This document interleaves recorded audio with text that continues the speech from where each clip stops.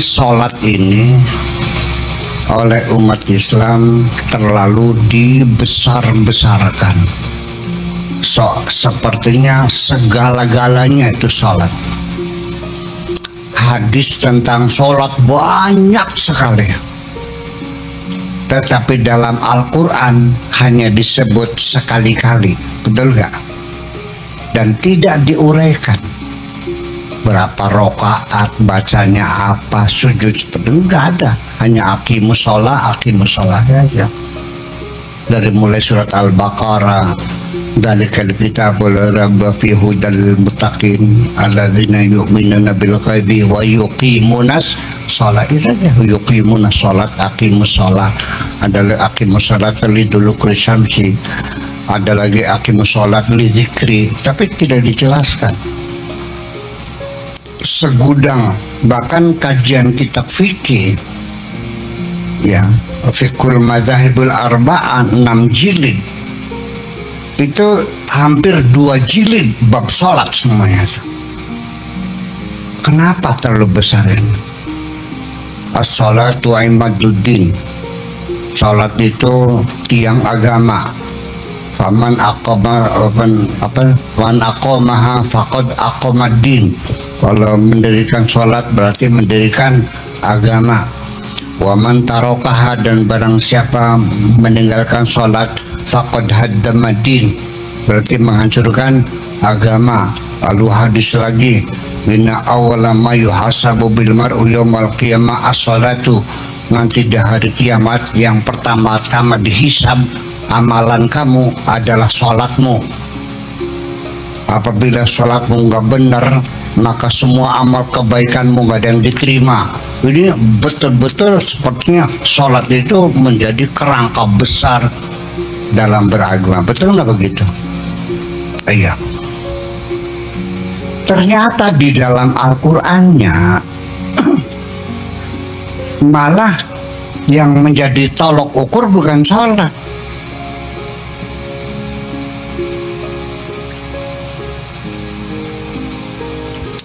Ara'aital ladzi yukadzibu biddin. Tahukah kamu orang yang berdusta dalam agama? Fadzalikal ladzi yad'ul yatim, yang membiarkan anak yatim terlantar. Wala yahuddu 'ala ta'amil miskin, dan tidak mau ngasih makan orang miskin. Fawailun lil. Jadi artinya kalau kamu tidak melihara anak yatim, tidak ngasih orang miskin, sholatmu dibayar dengan well. Kebalik begitu. Sing bener nanti. Hadis apa Quran? Ya bos. Jadi artinya bahwa streamline dalam beragama menurut Al-Quran, beragama itu lebih mementingkan keadilan sosial dan supremasi hukum daripada ritual-ritual. Ritual ini sebetulnya hanya pelatihan membangun jiwa kita, betul nggak? Dari sholatnya, dari puasanya, zakatnya, hajinya, itu membangun kepedulian sosial. Yuk kita uraikan sebentar. Setiap hari kita berjamaah 5 kali di musala atau di masjid. Setiap blok ada musala, betul nggak? Ketemu 5 hari, terjadi komunikasi yang intensif. Dulu belum ada HP, Pak. Pertemuan fisik langsung. Artinya kondisi yang ada di desa masing-masing, kita tahu siapa yang mati, siapa yang sakit, siapa yang datang, siapa yang pergi, tahu semua kan?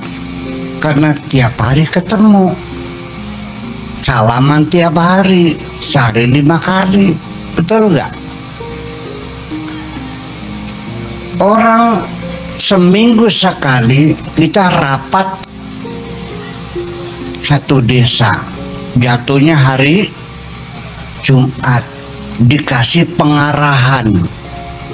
Pidato pertama itu menyampaikan laporan pembangunan minggu yang kemarin. Pidato yang kedua menyampaikan usulan-usulan pembangunan yang akan datang. Ternyata masih banyak. Dulu, sekarang udah berubah. Dulu khotbah harus pakai bahasa Arab. Sampai sekarang masih ada. Di masjid sini pakai bahasa Arab, bahasa Indonesia. Bahasa Jawa, ya wis bagus. Masih banyak masjid yang khotbahnya pakai bahasa Arab. Karena ini ibadah mahbah, harus pakai bahasa Arab. Seperti sholat juga pakai bahasa Arab, nggak boleh pakai bahasa Indonesia tuh. Ya harus Allahu Akbar, nggak boleh Allah Maha Besar, Gusti Maha Agung. Ya nggak boleh, harus berbahasa Arab. Jadi khotbahnya juga begitu.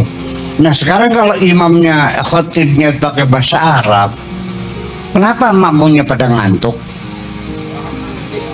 Kurang ngerti. Terus apa? Bayangkan, kita masuk masjid, andaikan seorang sekda atau pejabat atau dan ramil atau bupati datang terlambat, boleh nggak menyingkir orang di depan untuk bupati ke depan? Ada nggak aturannya di masjid orang kaya di depan, miskin di belakang? Ada nggak aturannya pejabat di depan, rakyat di belakang? Nggak ada. Aturannya siapa sing tekane ulu, dolokan ning tekane kari, ning goreng. Untuk apa? Pembauran. Dan coba kita rasakan dalam diri kita, hei orang kaya, ketika engkau masuk masjid, masih ingatkah engkau ya? Lupa. Percayalah. Hei orang miskin, apakah engkau kecil hati, minder, berdampingan orang kaya? Tidak, dia lupa jadi orang miskin. Itu kesetaraan dibangun setiap saat di dalam agama Islam kita ini. Paham begini? Zakat 10%, bukan palang, 10% atau 5% atau 2,5%, itu untuk kepedulian sosial. Betul nggak?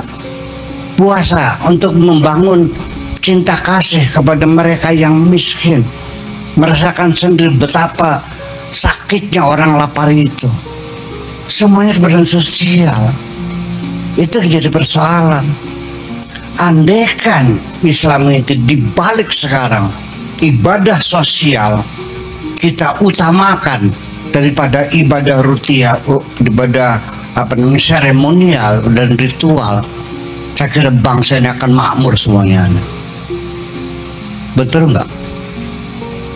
Masa ibadah umroh tiap tahun, tetangganya anak yatim nggak sekolah dibiarkan saja? Ini kan jadi persoalan. Nah, jadi sekali lagi itu persoalan sholat itu jangan dibesar-besarkan. Oke, begitu ya. Tetapi gimana ini fikih? Kita bicara fikih. Ini tadi bahasa-bahasa pemahaman filosofisnya. Ini fikihnya gimana? Wajib qadha enggak? Ada pertanyaan, Pak Kiai, bagaimana hukumnya orang meninggal sholat 10 tahun? Wajib qadha enggak? Ya wajib katanya. Jadi 10 tahun mengqadha sholat gitu. Jadi sholat duhur 2 kali, sholat duhur dan qadha duhur. Nanti asar qadha asar, sholat maghrib qadha maghrib, sholat isya aja 10 tahun lagi gitu. Konon tak pengen ya kali majelis Islam yang baik istighfar mana syahadat mana terus.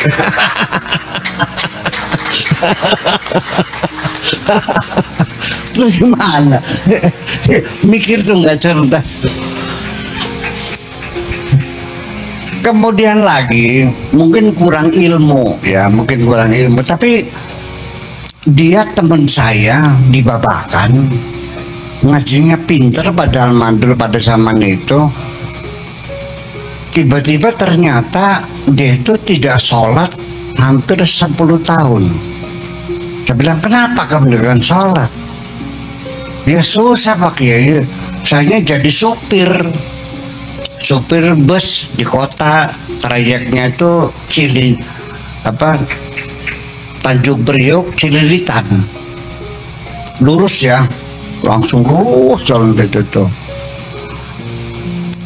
Jadi yang nggak mungkin dong, masa sholat, mana mungkin nanti zuhur mandek dulu di masjid, saya sholat, nggak mungkin dong, yang nggak mungkin. Jadi ya nggak sholat. Jadi kita cerdas teman sih aku. Begini caranya. Jam berapa kamu ngambil busnya? Jam 1. Sampai jam berapa? Sampai jam 10. Jam 10 itu masuk depot, taruh bus, dia pulang. Ya sudah, sebelum kamu ngambil mobil bus, sholat zuhur dulu. Oke? Terus asarnya di jamaah takdim. Ya, awas. Kalau jamaah takdim itu asarnya takdim, berarti sholatnya zuhur dulu. Yang punya waktu kan zuhur, jadi asarnya ditarik ke waktu itu, namanya jamaah takdim. Setelah bolak-balik Cililitan sampai Tanjung Priok, pulang ke rumah kamu sholat isya, lalu maghribnya ditarik ke belakang, namanya jamaah takhir. Tahu nggak nanyanya apa? Sampai kapan saya sholat seperti itu? Ya saya nanya lagi, sampai kapan kamu jadi supirnya? Kalau tidak begitu, berarti umat Islam tidak boleh jadi supir, tidak boleh jadi masinis, tidak boleh jadi pilot, tidak boleh jadi nakoda. Betul nggak? Sih, angan-angan teman sih. Ya itu, jangan dipersulit. Yassiru wala tu'assiru, gampangin saja, nggak usah dipersulit kok, udah selesai. Nah, sampai ketika saya juga pernah macet di Jatinegara, belum sholat asar, macet di tengah-tengah jalan, depan belakang mobil semuanya macet-cet, belum asar. Terus gimana? Ya sudah, saya sholat asar, usolli fardhu asri arba rakaatin ihtiraman lil waqti. Sholat asar menghormati waktu sholat asar. Wudu nggak? Ya nggak, gimana wudunya? Ngadepnya kemana? Masih diputar mobilnya. Iya kan? Jadi sambil baca Fatihah, sambil segala macam, ada isyaratnya. Kalau ruku ya ndeluk dikit, ya kalau sujud ndeluknya agak gitu. Assalamualaikum. Nah, pulang ke rumah maghrib dikodok, berarti saya tidak meninggalkan asar. Seperti itu. Ini kasusnya kan orang tua mungkin sudah jompo ya, nggak ada yang nguduin, nggak ada yang nyiapin, mungkin kena kesulitan itu. Lalu anaknya berdosa nggak? Ini persoalan kemanusiaan ya. Jadi saya tidak bisa menyalahkan anak-anak itu, apalagi itu orang. Saya sendiri jujur aja nih, ibu saya itu ditinggal mati bapak tuh tahun 76, lagi mukim di Mekah. Dia pulang sendirian. Sayanya kembali ke Libya, asalkanlah saya lagi Libya, ibu saya pulang sendirian. Nangis ibu saya. Iya kan, seorang diri ngasih makan 8 orang anak, punya anak 8, biaya kita anak 8 orang. Ibu saya sendirian seorang janda, nyawa di Trisi, nyewa di perhutani 10 hektar, tidur di hutan untuk ngasih makan anak 8. Begitu dia jompo, kita anak 8, nggak ada yang bisa ngopeni ibu satu ini kok. Dan kita akan mengalaminya semua seperti itu. Percaya nggak? Ya udah, saya nggak bisa nyebokin ibu. Ya paling modal uang saya kan gitu, ngasih pembantu segala macam, bisa bajunya nyebokinnya. Ya, karena saya sibuk, kakak saya juga sibuk seperti itu, dan kita akan mengalami semuanya itu. Ya, jadi saya tidak bisa menyalahkan anak berdosa. Ya kita lihat kondisi dia juga sibuk, juga punya anak istri, punya anak dan sebagainya, kan begitu. Ya, jadi ya saya tidak bisa menjawab berdosa tidak.